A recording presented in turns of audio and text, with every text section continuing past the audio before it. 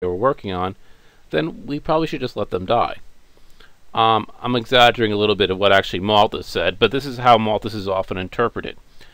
The thing is, as we said before, if you feed hungry people, if you give them food that they can't earn on their own, first of all, there's no incentive for them to work. That's not really good, because if they don't work, then they're not going to produce food. And as a result, if they have no incentive to produce food, we're going to have even less food in the future than we would have otherwise. The best thing to do for everyone involved is to let the hungry die and not exacerbate the population bomb that's going to happen when the food supply can't keep up with population growth. And as I said, this is the idea of moral hazard. Moral hazard is if you give a person a fish, they'll never learn how to fish, they'll never become self-sufficient. So the point is basically if people can't support themselves, then they should face the consequences, just like anyone in any species in the animal kingdom. If they can't find enough food, they die off. And a little bit what's behind this is kind of the predator-prey model you see in ecology, where if the number of, let's say, predators goes up, they overeat or overconsume their prey, the prey goes down, then the level of predators goes down, that pushes up the amount of, let's say, the prey or the deer or whatever else the predators are eating, and then also then cycles back, and then you can support more predators than before.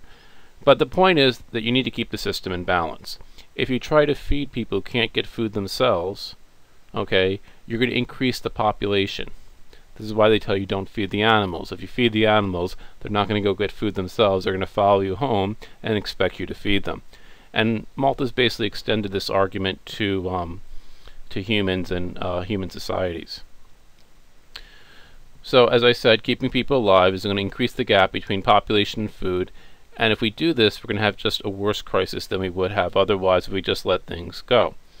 And many countries have listened to Malthus, or at least those who claim to be following in Malthus's footsteps, and have adopted Malthusian policies, such as China's one-child policy that it's had since the 1970s, where children in urban situations, not necessarily so for agricultural situations, are limited to only one child. They basically, if they have more than one child, they might not get promoted at work, they'll lose their political position, and there's a whole bunch of things that people make fun of you because you have two children. And we have this idea in the United States as well. If you remember from last year, there was the octuplet mom, and many people criticized her because she wanted 8 children. And why do we criticize her? Because there's lots of people with 8 children, and generally we think having children is a good thing. Why isn't having 8 of them 8 times as good? But many people criticized her because she wasn't able to support them. She was relatively poor. I think at the time she was on welfare, so this idea of having 8 children and not being able to support them is the wrong thing. We don't seem to have the same criticism for rich people who have 8 children, maybe like the Osmonds, because we say, well, if you can support 8 children, then that's okay.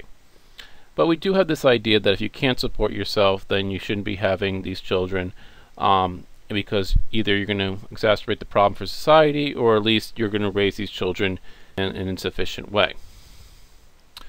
Now, I just want to take a small detour into one of Thomas Malthus's ideas that had a little more connection to, let's say, the real economy. Because Malthus at the time was in, let's say, a bitter economic debate with some of the other economists, particularly David Ricardo and Jean-Baptiste Say, who we've met earlier in this course. If you remember from last time, Say's law basically said that supply creates its own demand. The economy is basically in balance. And Malthus said, Say is an idiot. This can't be so. There are such things as general gluts. Sometimes there can be too much of something, not just too much of one thing, but too much of everything. And so the system in general will not balance it out just by letting it be to himself. Now, David Ricardo at the time agreed with Say in the English economic circles, and Malthus was kind of on the outside. Now, let me just take a step back and apply this back to Malthus' ideas about population. Basically, what we're saying is that there can be situations where the demand for food is higher than the supply for food, which means that if you supply food, you're going to create more people, and that's going to create more demand for food, and that demand can actually be greater than the supply, because there's really no necessary connection in the ability to produce food and the ability to produce children, i.e. the basis for creating food, i.e. human labor. And so actually these things might not balance out. We could also have a supply of children that's greater than the demand for children, meaning that we can have more people than really what we can support given our resources. So families could have overpopulation. They might only want 4 children, but they end up with maybe 7 or 8. And so these things also, let's say, there's no reason for these things to balance out. We don't have a natural corrective mechanism because we just don't, let's say, look at our budget every month and say, well, geez, we don't have enough money, we got to get rid of one of the kids. Now, this particular thing was actually satirized by Jonathan Swift in an essay called An Immodest Proposal. Because roughly at the same time that Malthus was writing, there was horrible famines in Ireland. And so what Jonathan Swift satirically proposed was that, well, why don't the Irish eat their children? Boiled baby. And the whole idea was actually this was an inhumane practice, but we don't actually. But the point that Malthus and Swift were making is we don't actually do this. We don't find out that, well, we don't have enough money to support our children, so we kill our children off, so that everything is in balance again. We generally try to find a way to support our children, whether or not we have the means to. And as a result, we can have demand that's greater than supply, or greater than our capacity to supply something. And so there's no reason these things are going to balance out. But in a broader sense, a lot of this has to do with kind of things we talked about when we were discussing money last week. And what makes these general gluts possible is that first, this issue of time. In a monetary economy, or when we have decisions that have impacts on more than one period of time, there's things where the past, the present, and the future are not going to line up, and this can be, let's say, a long-term problem. First of all, we have to think about things in the past. The basic fact about the past is that it's irreversible. The past is not just the flip side of the future, like we can say 2 sides of a book. The decisions we made in our past, i.e. the children we decide to have, the debt we decided to take on, the obligations and contracts we made in the past are irreversible, which means we made those decisions and therefore they're a little bit set in stone and we only have to deal with the consequences, and these choices we made in the past might put limits on what we are doing now. Just to give you one other example, the decision to get or not get an education in the past could have an effect on your entire life, and you might not have the chance to go back to, let's say, 11th or 12th grade and redo your poor decisions that you're making now. You might realize later that you would rather have done something else, like study more in 11th or 12th grade, or you're facing that SAT and, gee, I wish I'd learned all this vocabulary in 2nd and 3rd grade when my teacher was trying to tell me it, but it's irreversible. It's too late. You really can't make up all the lost time for your past decisions. Then we also have the second unit of time, or the second period of time, the future. And the basic fact of the future is that it's uncertain. Not risky, but uncertain, which means we really don't have any idea what's going to happen 5, 10, 20, 30 years out. We have some educated guesses, but we really don't know. For example, when your parents decided to have you 17, 18 years ago, they didn't know that you were going to, let's say, graduate into one of the worst job markets of the last 70 years. Maybe if they had known that, they might have decided to have you earlier or have you later, so that they were having children when there was actually a good economy and employment opportunities for you. But you didn't know that. We don't know everything about the future. There's lots of things about the future that we can't really anticipate, and therefore we're likely to get it wrong. Because we have a lot of people just making educated guesses, and on balance, most of those people are probably not going to get it right.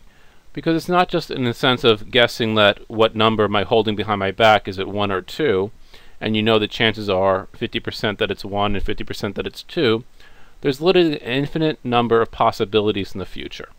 And therefore we can't really put, let's say, a probability or a fraction on the chances that something is going to happen, and as a result it's really hard to make decisions about it, and our decisions are likely to be wrong.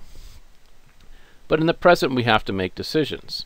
We make decisions to have a child or not have a child, to take on debt or not take on debt, to consume or save, and so we're creating irreversible things that will now become the past for our future decisions based upon a relatively, let's say, fuzzy idea of what the future will look like.